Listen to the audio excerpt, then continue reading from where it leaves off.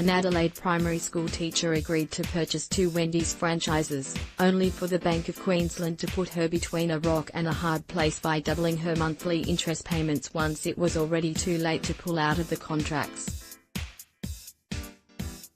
Giving evidence before the Banking Royal Commission on Wednesday, Suzanne Riches told how her company was forced into liquidation and she had to sell her property in the coastal town of Normanville after struggling to meet the nearly $9,000 a month repayments.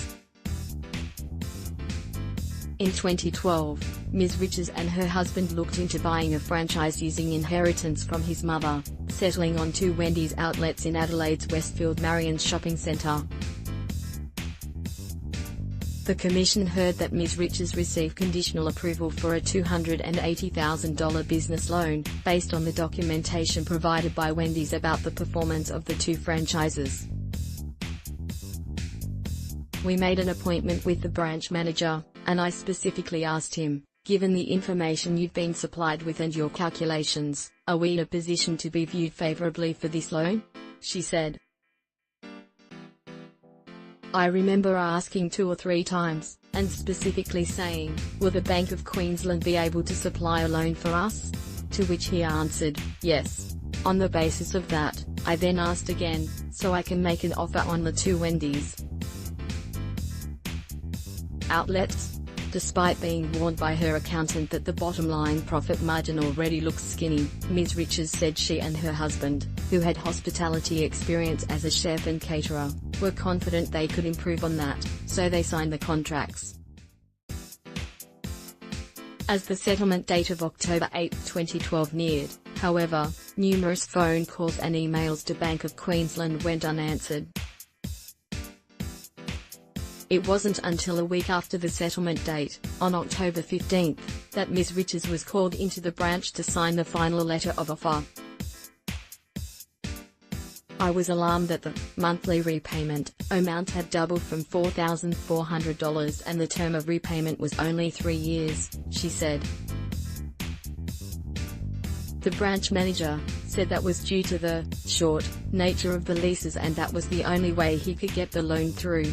Ms. Riches said she unfortunately signed the paperwork. "I felt I was between a rock and a hard place," she said.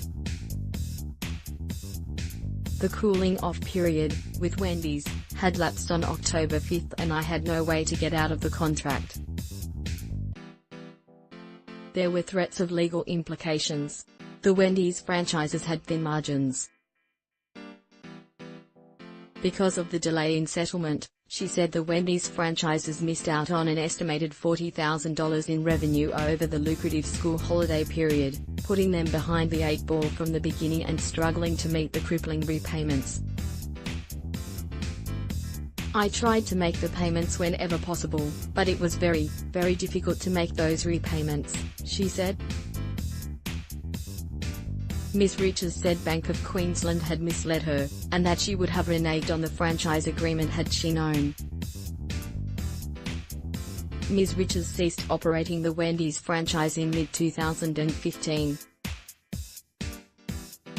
Her company was placed into liquidation to remortgage the family house under a deed of forbearance signed with Bank of Queensland. The loans have since been refinanced through ANZ. Counsel for Bank of Queensland, Noel Hutley SC, told Commissioner Kenneth Hayne that Ms. Riches may well have been inadequately advised by her lawyers and accountants and Wendy's. The position of the banks cannot become akin to that of a custodian to the interests of the small business holder, because they need to and should be looking to their own advice, he said.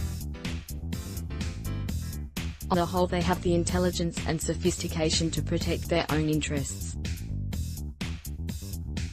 Obviously the banks can't engage in anything which is sharp practice, misleading conduct or the like, but you are being asked to consider the banks being put in position of some overarching or custodial position. It comes after the Commission heard from former Pieface franchisee Marion Mace, who lost everything when the business collapsed and Westpac reneged on a repayment plan, taking her property.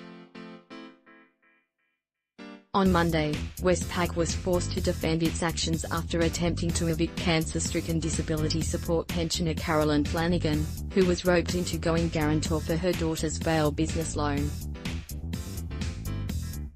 The third round of hearings focusing on small business lending kicked off on Monday and runs for 2 weeks until June 1.